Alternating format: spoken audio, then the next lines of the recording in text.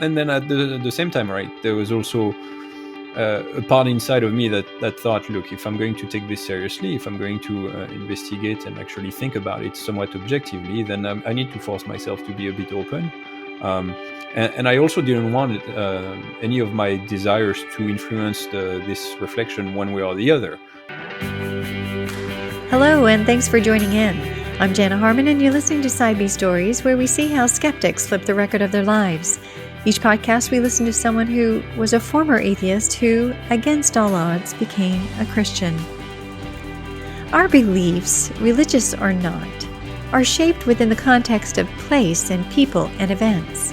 We tend to believe the ideas of people we like that fit in with how people around us view the world. Most beliefs are not tested, but rather assumed, caught, not taught, and then shaped to fit into our individual understanding and experience of the world. According to many in Western culture, belief in God has nothing to do with their lives. More than that, to believe in God is not only irrelevant, but embarrassing. It's social or intellectual suicide. The scientifically minded don't believe in God, in the supernatural, in the superstitious. Besides all of that, it constrains your lifestyle. For the happy atheist, there's no felt need or desire for God. They're just fine navigating life on their own. This begs the question, for someone like that, what would change their mind? Why switch course and change and turn in God's direction? For the former atheist in our story today, life could not have been going any better. A sophisticated thinker, a successful businessman, an esteemed athlete and musician, Guillaume was also an avowed atheist, but he unexpectedly came to believe that God was not only deeply relevant to his life, but was the source and center of life itself. In fact, he now holds a doctorate in theological philosophy, discussing issues of reality and of God at high levels. How in the world did that happen? I hope you'll come along with me today to listen and to find out. Welcome to Side B Stories, Guillaume. It's so great to have you with me today. Thanks for having me, Jenna. It's a pleasure. Wonderful. Why don't you give us a sense of who you are right now, where you live, a little bit about your life before we go back into your story?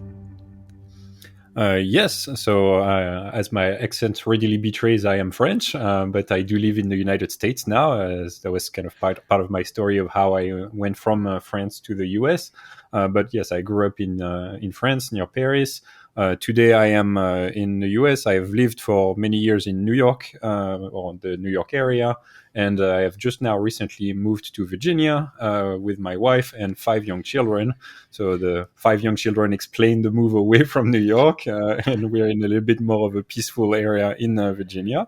I am an engineering manager. I work in information technology, and at my spare time, I am a philosopher and apologist.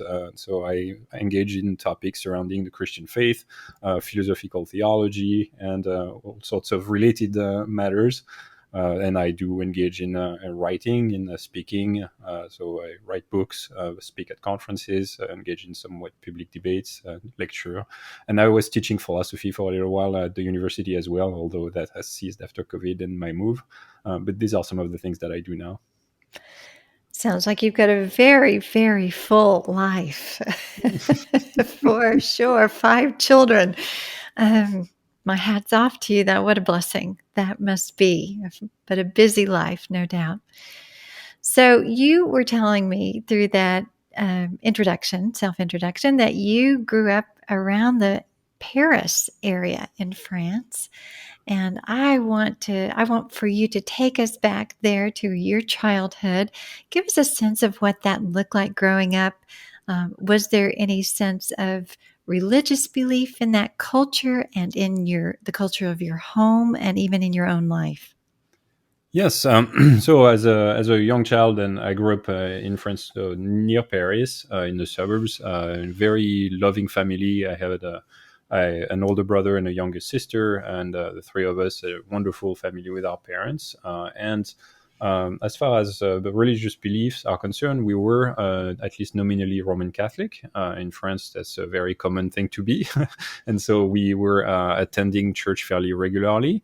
And we would just see this. I mean, I didn't really get very invested personally in this. It was more of an inconvenience than anything else, something that we just did, maybe out of tradition and maybe a little bit of superstition, but not really a very strong life conviction, at least not for us children. So that was kind of my environment, but that's not something that lasted for very long, because when we grew up and we were given a little bit more freedom. My parents didn't force us to continue attending church, and we very soon decided that this was not really for us. And so we were able to, I mean, I say we because my brother went a couple of years before me, but I followed along, and we simply stopped going to church. And at least my life as an atheist at that point didn't really differ much from what I had always believed or done. It's just that I no longer had to go to church on Sunday morning. So that was just the initial inoculation to religion, and then the departure, and not much of a life radical change as a result. You fairly quickly said that you just moved into atheism, like it was a default position. I wonder, and it sounds like you did that as a teenager, I presume, and I wondered, was that just a presumption that you made? Was there any intellectual thought or investigation towards a naturalistic point of view, or how did that happen? It happened fairly naturally. Again, in France, I think this is a little bit in the air we breathe. It seems like a default position indeed. Not believing in religion, then is it? We just, God is not really an entity. It's not in the question. So it's not a topic that we spend too much time thinking about. And so, no, that was just, okay, we're done with religion. Then I guess let's live without God, and this is fine. And there wasn't all that many other alternative or options. I wasn't considering another religion, and so there was just default, and this is how I figured I would live my life. Mm. So, did you give naturalism much thought in terms of its implications for your life, or were you just fine without God, and that was pretty much all you thought about it? No, I mean, I certainly started to believe there was nothing beyond the natural world. Whether there were any important philosophical consequences from that belief is not something that I really asked myself at that time. I simply figured that I didn't need God. I didn't need him to be happy and to have a good, full life. And so I simply ceased going to church, and I focused on my own projects and trying to live a happy life. And I sought for happiness in a number of avenues that seemed fun and right to me. So I was playing volleyball at the time. I was very engaged in sports, so I was having fun, and became good after. Late puberty, ended up growing pretty fast and being big and jumping high. So I ended up having fun playing volleyball. And I ended up playing in national level, so traveling the country on the weekends to play the games, trying to have fun and just seek for happiness in that area. I was also playing music. I played the piano when I was little, and then turned into playing the keyboard and started to play in a band, writing our own music, playing in concerts. So I was trying to live the dream of being a rock star in my own world.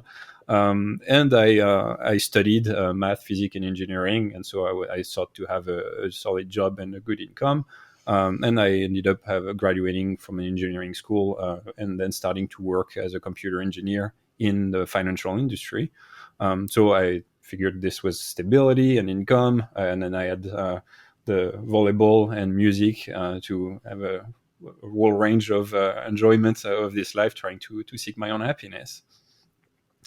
So it sounds like you really had life by the tail. It sounds like from almost every perspective that you were successful, you were athletic, you were a musician, you were brilliant, you had had studied and achieved at a high level, and that you were working. So it causes one to pause and say, "Wow, if life is going so well, And I'm sitting with you talking about God and your belief in God. How in the world did that happen? What was the catalyst that turned your head or turned your mind or your heart or to become open towards even the possibility of God?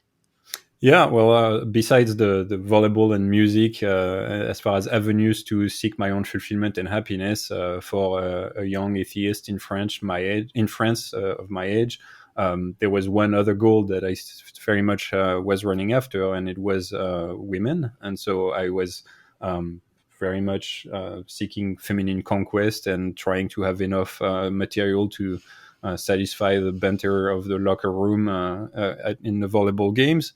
So I had a pretty rough history of relationships and treating women very much poorly, a lot of cheating and a lot of just very lying and deception and simply just self enjoyment and fulfillment. And um, that's that's another area that was instrumental in me being confronted by Christianity again, because it happened very fortuitously while on vacation. I was in the Caribbean with my brother. We were visiting my uncle, and there was a very serendipitous meeting on a day where we were on a distant beach, where we didn't have a car to come back home, and somehow we decided to hitchhike our way back home. And after a few seconds of hitchhiking, there's a small car that stopped with two American women in it. One was from New York, the other one was from Miami. They were both very attractive. One of them was a former model, and the car that stopped didn't stop to pick us up. They stopped to ask for directions. They were lost on their way from the airport to their hotel. But as it so happened, their hotel was right next door to the house that we were staying at. So when they told us that, I said, well, that's great. We'll tell you where it is if you pick us up and drive us there. And they hesitated for a second, and then eventually we got in, and we started talking, and I immediately we went into seduction mode and trying to connect and try to see them again. And the French accent kicked in, and the seduction worked out decently, because they gave us their room number and made plans to see us again while on the island. And so we did go and see them and showed them a good time on the island. And on the day where we were on the beach, pretty much made the move, and I was now in a relationship with one of them. And I was fairly hopeful that this would be a bit more serious than just an island romance, because it was a very romantic situation. She was really exceptional. And so I was hopeful it would lead to something more. The problem is that in conversation with her on the beach, I found out a couple of pretty devastating news. One was that she claimed to believe that God exists. She said she was a Christian. And to me, at that point, that was clearly an intellectual suicide. I did not have any respect anymore for a belief in God. And the other piece that she mentioned was that alongside her belief in Christianity, that included a belief in abstinence before marriage. And that was really not what I wanted. And so those two things were extremely problematic at the time. So that was how I got confronted to Christianity, by having to say, look, if I want this to work with her, I'm going to have to disabuse her of her beliefs about religion first, and then about the sexual ethics that come with it, as a very important piece for us to be together. And so I still, with anybody else, those beliefs would have made me run away, and no questions asked. But she was special enough that when I went back to Paris and she flew back to New York, I decided to try to work it out as a long distance relationship, and that her religious belief would have to take care of themselves, and that we would work it out. Wow, Wow. So you were distant not only geographically, you were across the world, but you had quite a distance in your beliefs. Yes. So I would imagine would cause a lot of problems. But for whatever reason, it opened the door to investigate a little bit more closely what belief in God meant. So what did that look like? Take us on from there. Sure. So I went back to France, and here I was in this extremely problematic long distance relationship. And I thought, if I'm going to have to convince her to stop religion and to be with me and happy, I would have at least to explain to her, like, to give her some good reasons, right? To use my common sense and explain to her why this is silly to believe in God. But I realized if I was going to refute her beliefs, I needed to at least understand what she even believed. And I realized I had very little knowledge of what Christianity was even about. So I did pick up a Bible that was left in my in my closet. I almost dusted it off like an Aladdin's lamp. And I started to look at it and see if I could glean some of the very distant memories I had of Christianity. But I very quickly realized that I really had no knowledge at all, and it was something that we would need to figure out together, because it was just foreign to me. So I figured we'll discuss those things when we see each other, and that's something that we organized fairly quickly after the vacation. We did make plans for her to come visit in France. And so she came, and I got to see that religion was going to be clearly the center of the problem, that it was a very real thing for her. A couple of things really concerned me. One is that apparently her pastor was the one who was dropping her off at the airport and picking her up. And to me, that's rang some sort of alarm bells, like, oh, what is going on with the pastor there? Is this some sort of a cult that I have seen in documentaries? And the other is that she apparently had been given the address of a church in Paris to visit. And to me, that seemed like completely unnecessary. Can she not skip a few Sundays of not going to church while she's with me in France?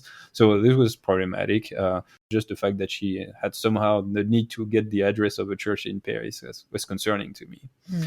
So she came to Paris, and this is where we started to talk a little bit about our potential future. And I asked her if religion could be. I was trying to take it slowly and to ask her.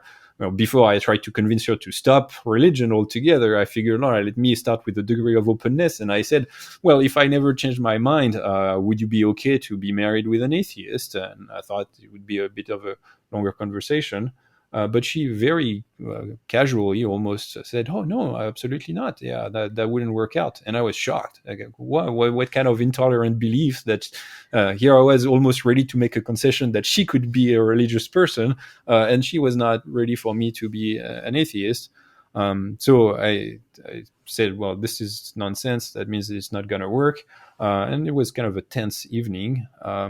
And then she simply, she was really upset that I was this close-minded. And she said, well, why won't you even hear any of what I have to say? Some of my reasons, why are you so close-minded? And I realized I was clearly not open to that. And so that launched me into a little bit of more of a thinking about, okay, let me hear the other side. Let me understand what you're believing. And then think about it for myself, so that I can actually see what we're dealing with, and I can refute it on solid grounds, but not just on a whim or ignorant of what she actually believed. So that was kind of the turning point there in terms of my getting ready to investigate those things seriously. I'd like to take a moment to tell you about a special upcoming C.S. Lewis Institute featured interview on a topic that might be interesting to you all. If you use a smartphone or voice assistant like Alexa or Siri, if you've gone through airport security or shopped online, then you have encountered artificial intelligence, or AI. Have you ever stopped to consider exactly what AI is? Have you wondered about the pros, cons, and ethical implications for you as this technology gains greater power and influence in our world? Dr. John Lennox, who is always both brilliant and winsome, answers these and other questions and gives us clear understanding of not only what AI is, but where it is heading towards its more speculative and futuristic versions.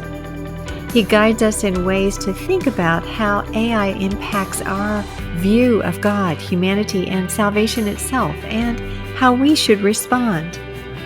You won't want to miss this pre-recorded interview. There is no charge for this event, but you do need to register.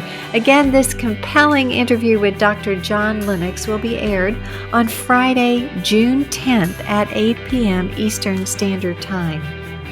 You can register on the C.S. Lewis Institute website, cslewisinstitute.org/artificial-intelligence. Now back to our story.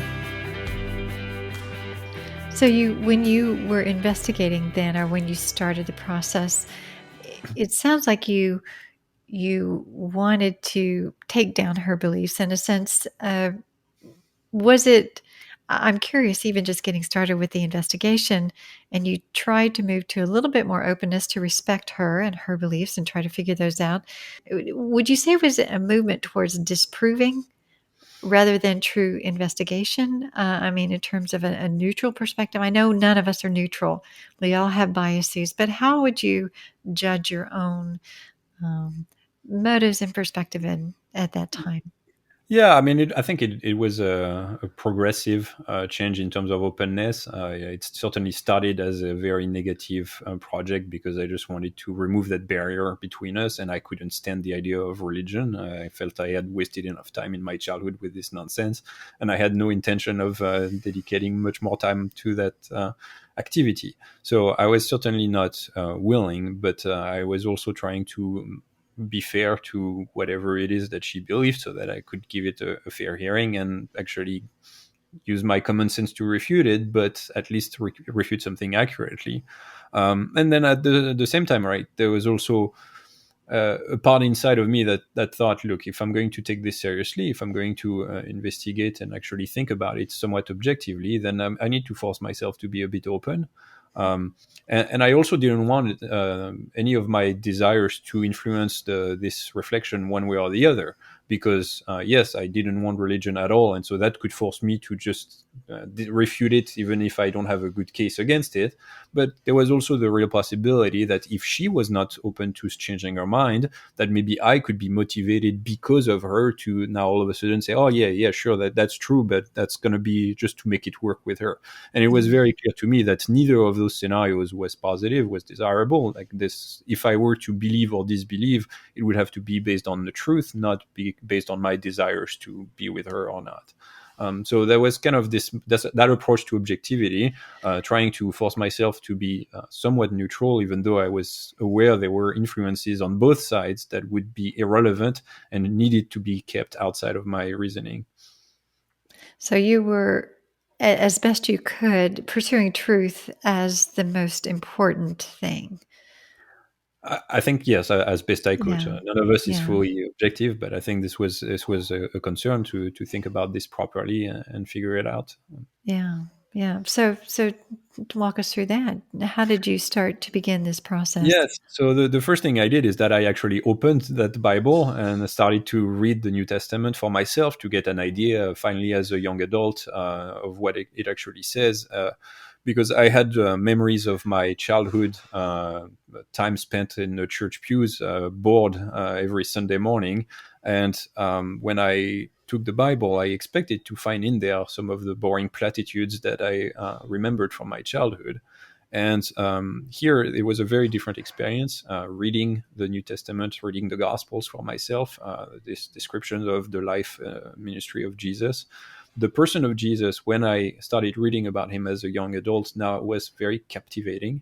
I thought I was confronted with a very compelling character, very smart teacher, a master with words, who navigated masterfully through conversations, was very constantly winning the exchanges with when people came to try to entrap him and to just catch him in his word, and he would always masterfully navigate those conversations.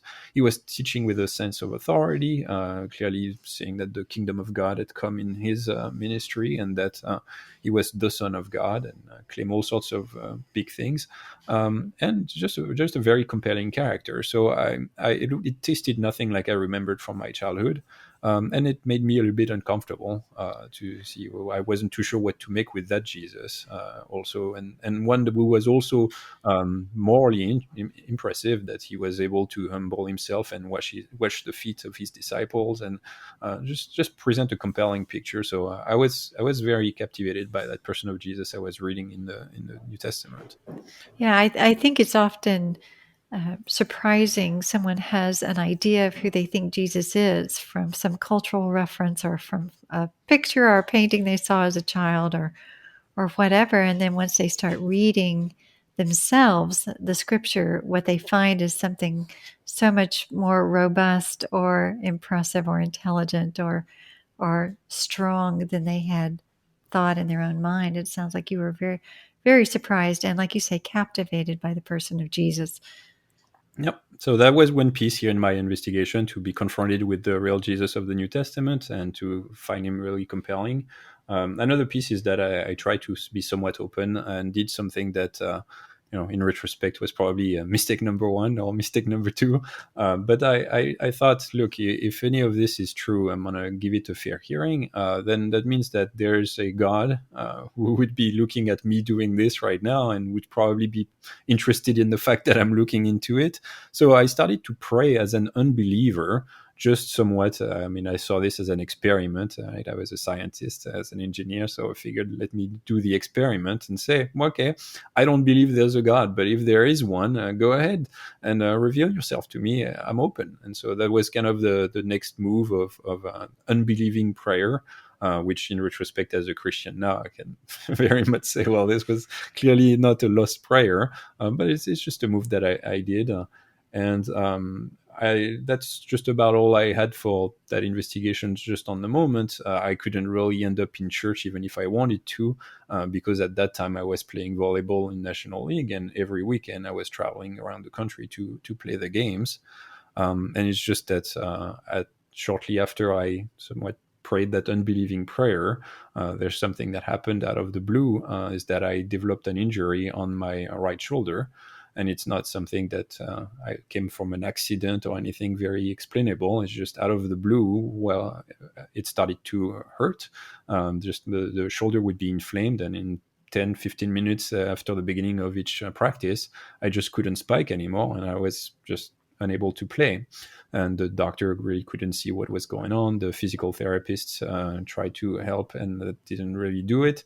And they were basically saying, oh, look, we don't really know, but you're not going to need to rest that shoulder. So you need to stop volleyball for a few weeks, and we'll reconvene. And so against my will, I was now off of volleyball courts for a number of weeks. And so I figured, since I've been reflecting on this Christianity thing and trying to figure out what she was about, what I did is that I went on my computer and I recollected the address of the church that she had been given when she visited me. She had opened it on my computer, so I was able to go and get the address again without telling her. And I figured, I'm going to go and see what those Christians do when they get together, just to get an idea. And so I picked up that address and I drove to that church in Paris. And once again, it was shortly after I got my own apartment, thankfully, because clearly if I had still been with my family, I could never have justified my going to church. But now I was isolated by myself, off of volleyball courts, and I had the address. So I went and I drove to that church in Paris. And the way I describe it is that I went there like I would go to the zoo to see some weird exotic animals that I've heard of but never seen in real life. And so I walked into that church, and it was very awkward because I was constantly thinking that this was already an offense against my intellect to be even present in the building, and that if any of my family or friends could see me there, I would die of shame. But nevertheless, I walked into the church, and observed some of the differences between that church and the Catholic Church of my childhood. But I was touched by some of the genuineness of the people. Again, all of this was very awkward and felt strange to me, but some of them were praying, and it really looked like they were actually talking to a God who they thought was there. It wasn't rehearsed or recited prayers like I was used to. Yeah, they have to genuinely believe their stuff. And so I sat down and I just watched the service. The music was modern, and as a musician, I was interested in the talent of the musicians, but clearly couldn't sing the lyrics with the religious nature. And the sermon was an interesting piece. I don't remember a word that the preacher said on that Sunday morning. Maybe I was just too focused on my feeling of being ashamed of being in the building and what would happen if anyone saw me there. But just I don't remember what he said. But the sermon ended, and I thought I've seen enough. I've got what I came to see. Let me escape now, so that I don't have to introduce myself to anybody and don't have to connect. So I don't make eye contact with anyone, and I just jump on my feet and walked to the back of the church to escape. And this is when I opened the door to leave, and I literally had one foot out the door, and there's a big blast of chills that just started in my stomach and went up in my chest and grabbed me by the throat, and I was frozen on the doorstep, and Wow. goosebump. And I heard myself thinking, this is ridiculous. I have to figure it out. And so I completely turned around. I closed the door and I walked straight to the head pastor, and I introduced myself. And I said, so you believe in God, huh? He said, well, yes. And I said, well, how does that work? And he offered that we should talk about it if I was willing to make an appointment with him. And so I did. And years later, he told me that he didn't really believe that I would actually come. But I said, all right, fine, I'll be there and I'll come in and we'll chat. And this is how a long series of conversations started with this pastor in France. His name was Robert. He was American, but he had been a missionary in France for many years. And I showed up to his office on that day and started to unpack my questions. I told him about my situation, what I was looking into, and we started talking about Christianity.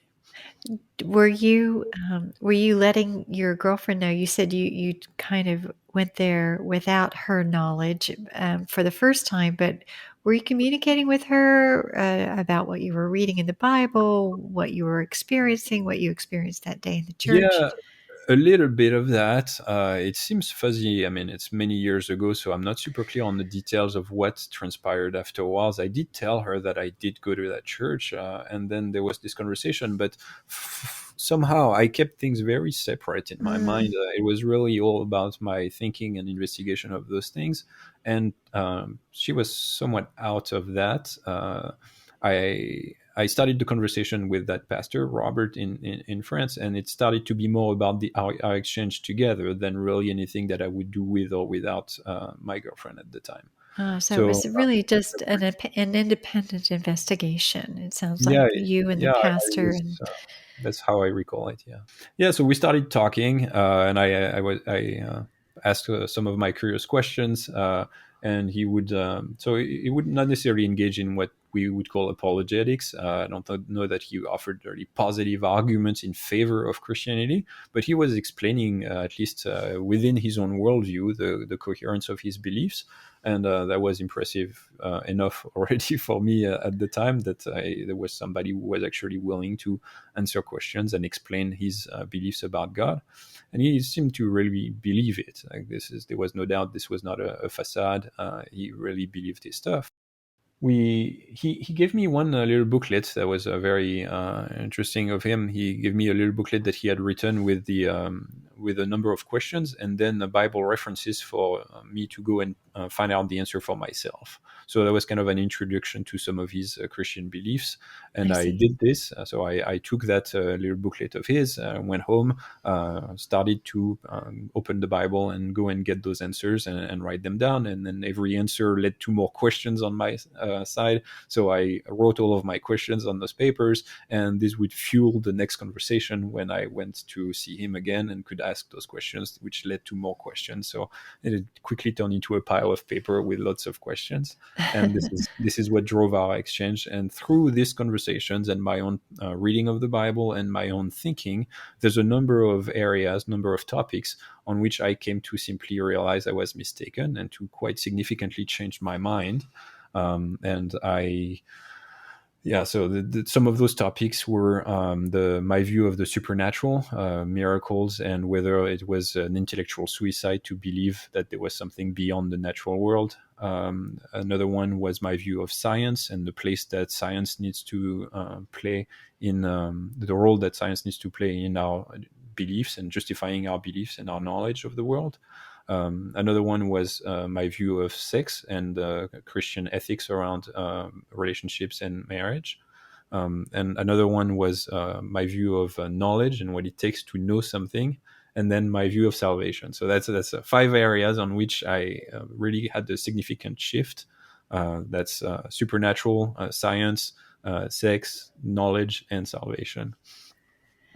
Those are quite big areas, especially for someone who is an atheist and about atheist all of your life. Especially, I mean, like you say, the very first one, just the reality of the supernatural. That's a really tremendously big issue. Either the natural world is all that exists, or there's something more than the natural world.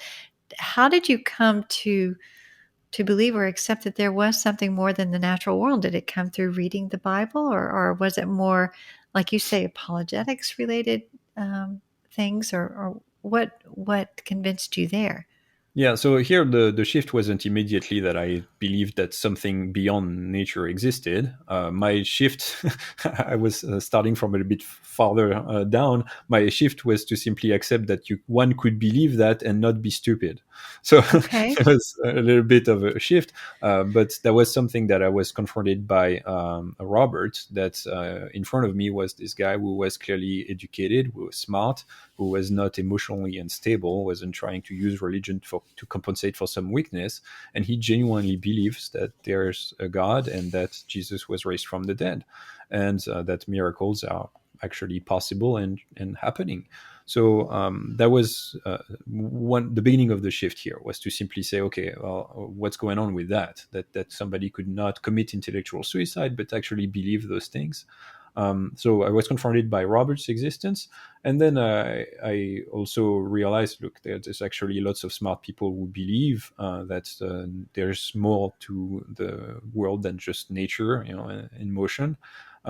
So it wasn't that I embraced the supernatural just quite yet, but I placed it on the map by realizing some people can actually affirm it, and it's not like I have a solid argument for why that couldn't be, right? So I figured this was just a possibility, and started to respect that a bit. So that was my shift on the supernatural at that point. The shift on science was simply realizing that I had somewhat assumed that science would be at the center of all of this. I mean, I was a scientist myself. I studied physics, engineering, science, and biology, and I figured science is how you know things about the world. And then I reflected and tried to see, well, what have I learned in all of my engineering studies of science? What do I know that actually conflicts with the existence of God? And it was an important step because I hadn't really sat down and actually given much thought as to what counts for or against God's existence. And for the first time, I realized that for all of my scientific pretensions, little of my scientific knowledge was even relevant to the question. And certainly none of what I had learned or known about science was a refutation of the existence of God. So that shift on science simply said, well, this is probably not the most relevant consideration. And I realized that there's plenty of things that we know in life that are just not based on science. That's just not how we know things. And I figured that maybe God's existence and the truth of Christianity would be in that category of things that we can possibly know, but it's not going to be based on science itself. And now today, as a philosopher, I realize that this is absolutely basic, right? That the idea that science is the only way to know things is very sophomoric. It's really a bad idea, and there's tons of counterexamples, and it's even self-refuting. So that's really not a good philosophical view, but that's one that I came to surrender in my own thinking about that those matters.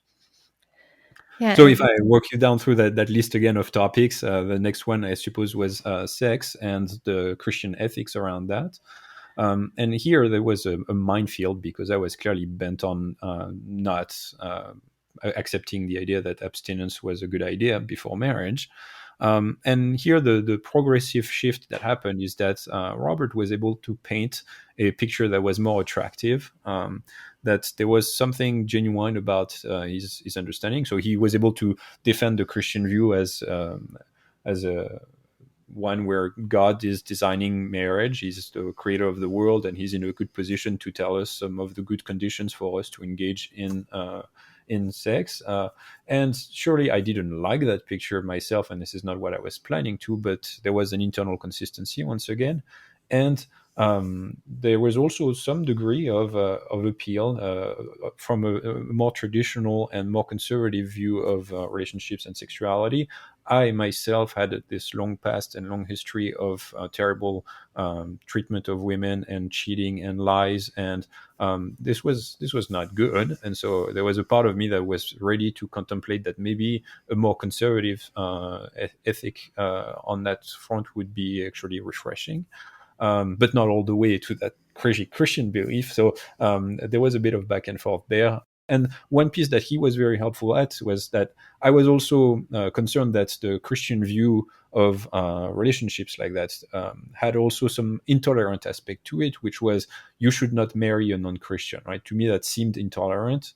And that Robert was very helpful in clarifying, look, there's actually plenty of good wisdom in there. If belief in God and Christianity is very central, which it should be for a Christian, then this makes good sense to say that your spouse, who is going to be the most important person in your life on this planet, shares the most fundamental beliefs about life. Otherwise, your marriage doesn't stand a chance. So that I understood was no longer intolerant, made good sense, and he was able to diffuse that. I'd like to pause for a moment and tell you about our new Side B Stories website. Perhaps you or someone you know is questioning whether or not belief in God is even possible or credible, whether or not Christianity is worthy of belief. The trouble is, in our culture today, Christianity is viewed largely as a belief system for the weak, delusional, and uneducated. It can be extremely difficult to break through the negativity and stereotypes to explore authentic, historic Christianity. If you're a skeptic or atheist, what would it take for you to consider the reality of God or the truth of Christianity? Or if you're a Christian, how can you better understand or engage with skeptics in a meaningful way? Our new Side B Stories website was created with you in mind. In addition to housing our podcast stories, it also features short video testimonies from former atheists and resources they have recommended or written about their own journeys to belief. And you'll hear their advice to skeptics on how to pursue a search for God, and advice to Christians on how to engage with those who don't believe. We offer these stories from former skeptics on the Side B Stories website because there is no bigger question that affects your life than whether or not God is real or true, good or relevant. In a culture where Christianity is sometimes viewed unworthy of belief, Side B Stories shows what it did and does take for skeptics to become believers. You can find all of this by going to our new website, sidebstories.com. We hope you'll take a look and share this wonderful resource with skeptics and Christians alike. Now back to our story. So your girlfriend's statements about not wanting or being willing to marry an atheist, I guess, was making more sense to you at that point. So you said also the issue of knowledge Yeah, was so something knowledge. that you had to work out. Yes, and so this was a bit later on, and this is a piece that was really a turning point there. When I started to realize that the Christian view was making much more sense than I had hoped it would, and that I was starting to suspect that this actually, like, I don't really have much of a case against it, and I was starting to wonder, what do I make of this Jesus character as well, who at least I never really bought the idea that Jesus was a fictional character, right? It seemed clear to me that he was a person steeped in history, that minimally he was this teacher in Palestine in the first century who gathered lots of people and clearly had an impact such that the world is still very much at least influenced by his teachings and lots of his followers. So I was really unclear, and I was starting to wonder what would happen if this would actually be true, and if my life should have to confront a change, a radical change in beliefs. And I continued to have those unbelieving prayers, and trying to see, okay, well, I'm starting to see that there's room for Christianity to be true.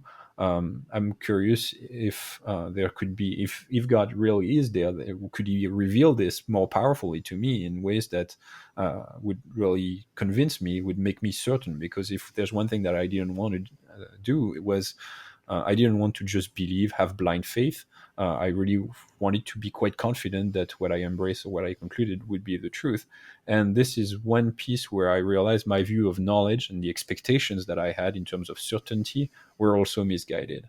So what I really hoped for was that I would have absolute certainty, that there would be really strong grounds for an irrefutable belief in God, if that were where I landed. And I realized that this was a very unrealistic expectation, that there's lots of things that we know in life that we don't have absolute certainty for. But there's one category of knowledge that's very respectable and very important to us, and it's simply testimony, that we could be knowing things simply on the basis that somebody else who knows it told us. And it sounds a bit silly, but there's tons of very important things that we know like that. I know my name, I know my date of birth, I know what happened the day I was born, I know lots of things, not because I have proof or certainty of any sort, simply because somebody who knew told me this was true. And so that was an important intellectual shift when I started to contemplate Christianity, and it started to make sense, and I was starting to suspect this might actually be true and it would be a huge deal. I realized that my expectations in terms of knowledge were very just unreasonable. And I realized there's lots of things that we know simply on the basis of a testimony. And I started to see the Gospels that I was reading as pretty much satisfying that criterion of testimony, realizing this is actually comparable to a testimony of people who were there, who said, this is what we've seen. We've spent this time with this Jesus. Here's what he said. Here's what he's done. And obviously the story of his being crucified and then his allegedly raising from the dead. So obviously there's the supernatural aspect in there. And then there's the question of whether or not that testimony is reliable. But I came to see that this was similar to a claim that somebody has seen something, they tell me, and now I know. So I came to appreciate the reliability of that testimony to come to the knowledge of what happened to Jesus, of who he was, and what he did, and allegedly rose from the dead. And obviously, we don't want this. It shouldn't be simplistic. Like, now somebody says something, and now we just believe it, and we're gullible because we just take everything. No, you don't get knowledge just because somebody says it. It has to be a reliable source. And so then the question is going to be whether or not the Gospels are reliable as a testimony to what Jesus said and did. And the important point here again, when we look at what I was considering at the time, is that I wasn't aware of all the scholarly debates around the reliability of the scriptures like I am now, because it's my interest. But at the time, I'm still convinced that I didn't need to know all of those objections in order to form a justified knowledge about what Jesus said and did. So at the time, this is pretty much where I landed. I saw the testimony of the Gospels as reliable, as telling me what happened. And intellectually, it seemed like, yes, that made sense. And I could trust that this was the truth about what happened in history. So that was the last very strong intellectual shift. That's where I changed my mind in terms of the truth of this happening. But that that doesn't make me a Christian quite yet, because there's the final shift that needed to happen, and it's a shift of heart more than a shift of mind.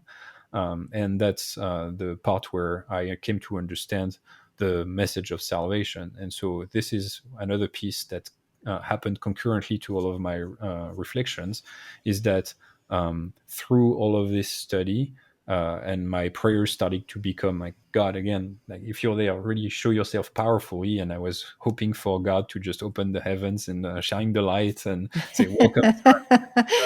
But what he did was very different, but it was very powerful too, is that he reactivated my conscience. And it was very unpleasant, because what happened is that I had come to commit some really nasty stuff. I had essentially cheated on my girlfriend multiple times, and in circumstances that have aggravating circumstance. And so I spare you the details, but basically I had done all of this stuff, and I had obviously covered it with lots of lies, and I was lying to myself as well. And in my experience of asking God to reveal himself to me, he simply just took that and shoved it in my face, and I was just afflicted with guilt. I could only see what I had done, my own sins, and it was very crippling. And it's in the midst of this pain that the message that I had been reading all along, the message that I had actually had very hard time understanding intellectually, finally clicked. I had been reading that Jesus died on the cross for us, but I hadn't really made the connection. I couldn't see, like, what's the connection between Jesus dying on the cross and me, my life as a Christian, if I were to become one. And it's in that area of pain, when my conscience was reactivated, that I realized, yes, this is why Jesus had to die. Me. He paid the penalty for my sins, those very ones here that I can't stop seeing, that I'm crippled with guilt about. And I realized this is now the good news that this text has been proclaiming, that I can repent of my sins and simply trust in Jesus. And because of his sacrifice on the cross, he can forgive me freely, and I would have eternal life freely on the basis of my faith in him, and not on the basis of my righteousness. And that message hit me like a ton of brick. And so this is really the shift that happened in the heart as much as in the mind, where I was all in, and I said, yes, that's the one. Okay, Lord, you're real. This has happened. Take my life and save me. And there was a very strong spiritual renewal. My guilt evaporated. I was literally born again, right? And quite literally, there was a very significant change emotionally, spiritually, about that. I felt like I had encountered the living God, and that my sins that had become very real to me were now forgiven because of what Jesus had done. Wow, that's quite something. It sounds like, although you began this search, obviously, to see if it was true, but you not only found that it was not only true but real, and real not only intellectually but real for your life, for your person, for your soul. And I can't imagine the shift, the juxtaposition that you must have experienced. How long was this process? How long did this take you? It sounded like you were quite on an intentional journey. From the time that I met Robert on that infamous Sunday morning, and to the time that I actually came to embrace the good news, it was a number of months. It's probably less than 6 months, but yes, several months.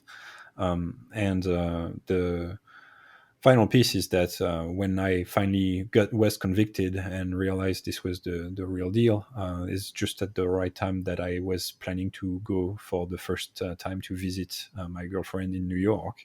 And so this was an extremely conflicting moment, because I felt like I had believed that this was the truth, but now I needed to confess my own sins to her.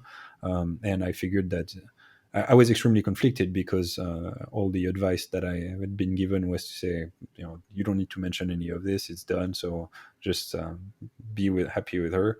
That was not the advice that Robert gave me, obviously, because I didn't tell him any of this before I went to New York. But my friends had given me this advice to simply not say anything. And inside of me, my conscience was very activated, and I thought, there's no way I can build a relationship with a lie. So I was confused. I went there and I discovered New York. We had a very intense week, and towards the end, I finally caved in, and I did confess all of my sins, and figured, like, this is going to break us up, and this is going to be over. But at least I will live in the light, and I will be able to walk according to my conscience. So this was extremely painful. She took it very negatively, and that was just before I was leaving. So I flew back to Paris, and I thought we were done for all I knew. Except that when I walked out of the airport in Paris, there was a message on my phone that she still wanted to try and forgive me, and to make it work. And so at that point started a period of me trying to make it work with her. And I had thought, God has been using all of this to bring me to faith. So I was ready to make the jump. And what I did is that I took steps to basically turn my life around.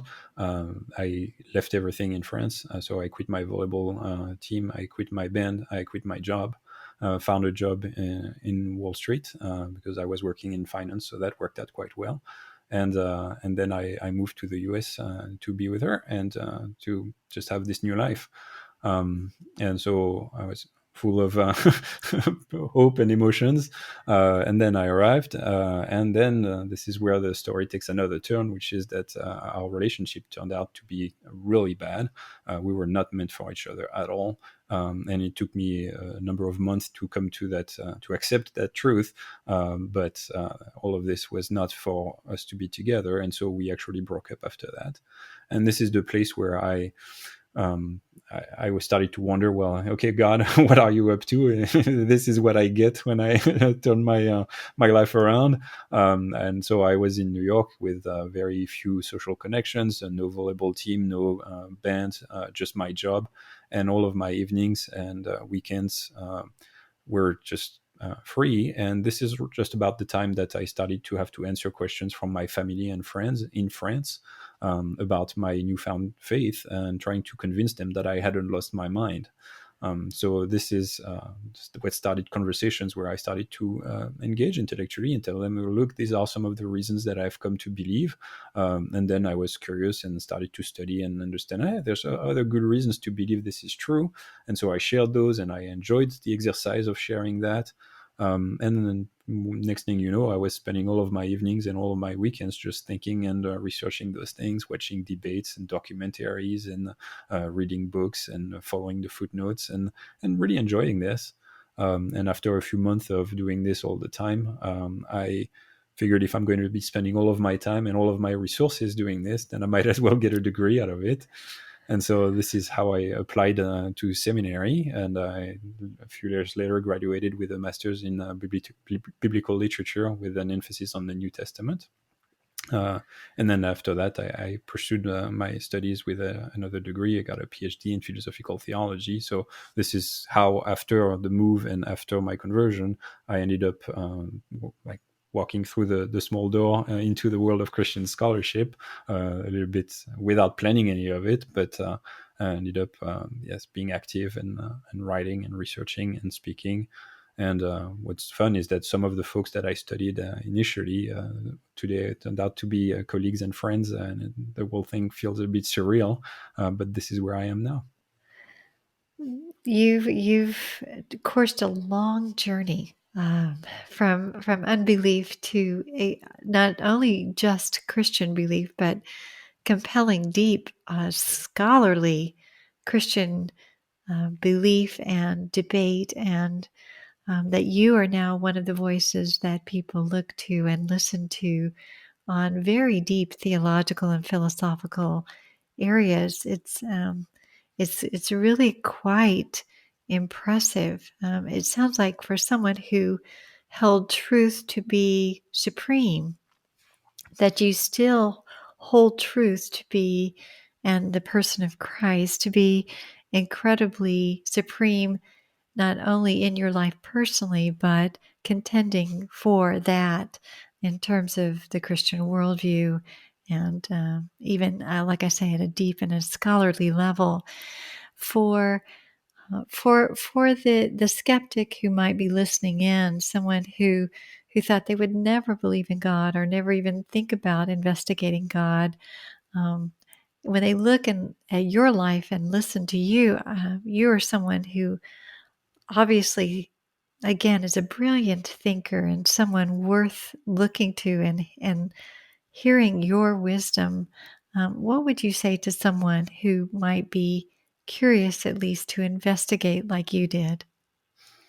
Yeah, so I don't know that I'm necessarily in an awesome position to give them advice on and tell them what to do, but here's a couple of pieces that I would mention.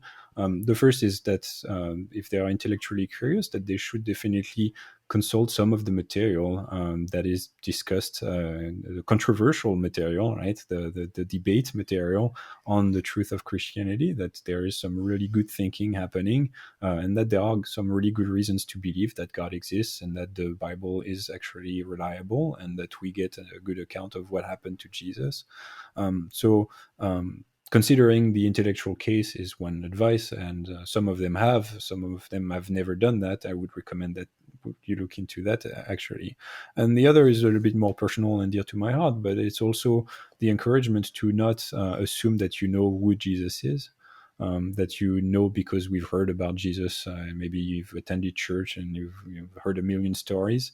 But I would recommend that you try that same experience as I did, which was to say, let's forget about everything I've heard. Let's pick up the sources and see what people actually saw and the kind of character that he was. And I trust that this can be extremely transformative to be put face to face with the real Jesus and not the one that we think we know. That's good advice. And for the Christians who are listening in, who, especially for, they may know someone in their life who's not a Christian, but they want them to know. And you encountered Robert, for one, who is an intelligent Christian who sat down with you and answered questions in a thoughtful way, was patient with you, in moving through this intellectual and spiritual and very personal material and different ways it affected your life. How would you advise Christians to engage with those who are skeptical or even searching? Yeah, so there's a couple of pieces of advice that I like to give Christians who are engaged in conversations with what could be my old atheist self, right? So some of the things that I think worked quite well and that are a really good idea, encouragement. One would be to never assume that the person that you're speaking with actually knows the Jesus of the Bible. So the same piece of advice applies here. Try to point them to the scriptures. First, as Christians, we're convinced that the scriptures are alive, so there's actually a spiritual benefit in reading the text. But just to point them to make for themselves a good opinion of what Jesus actually said and did. So to encourage them to learn just on historical ground. Like, hey, why don't you read this text just to know what's happening in there? So pointing to the Bible. And the second is to not assume that they've heard the gospel. So as evangelical Christians, we like to think that this message is obviously the constantly proclaimed truth of the scriptures that everyone has obviously heard, that we're saved by faith in Jesus, that eternal life is not based on our own righteousness, but it's purely by faith in Christ because he died on the cross to pay the penalty in our place. That message that I came to understand and accept as part of my conversion was radically new to me. I had never heard anything like that in over 25 years. And so I don't want Christians to assume that this message is understood and known by everybody.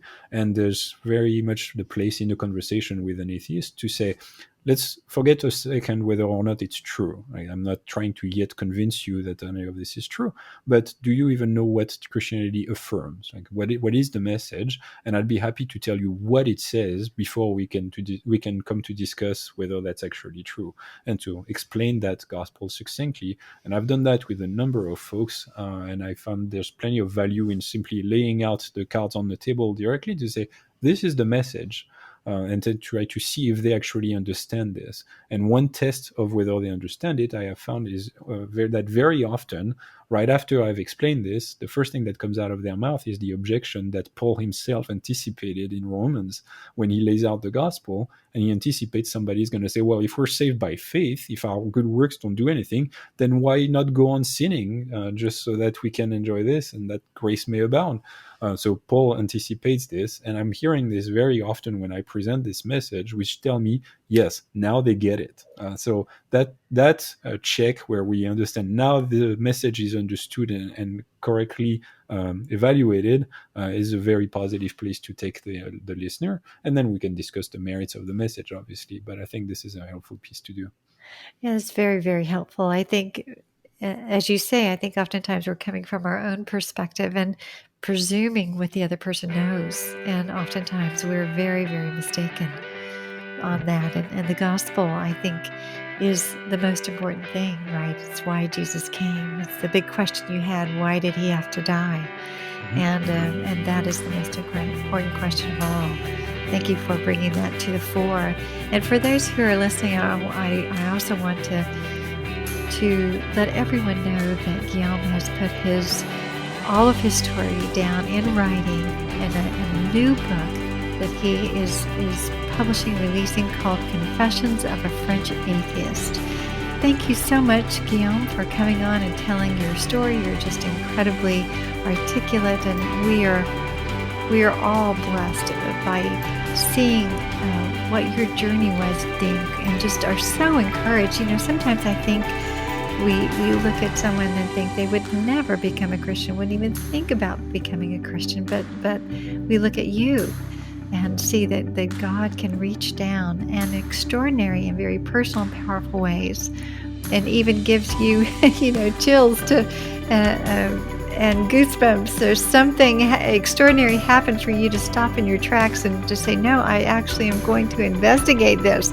It's just amazing to me, story after story that I hear where God reaches people in like you say, just in serendipitous ways almost, in circumstances. And he does that for us all, to be honest. Sometimes we don't recognize that, but he's a personal God who reaches us in personal ways. So thank you for coming on to share your story with us today. That was really my pleasure. Thanks for having me, Jenna. You're so welcome. Thanks for tuning into Side B Stories today to hear Guillaume's story. You can find out more about his book, Confessions of a French Atheist, and how to follow him on Twitter in the episode notes.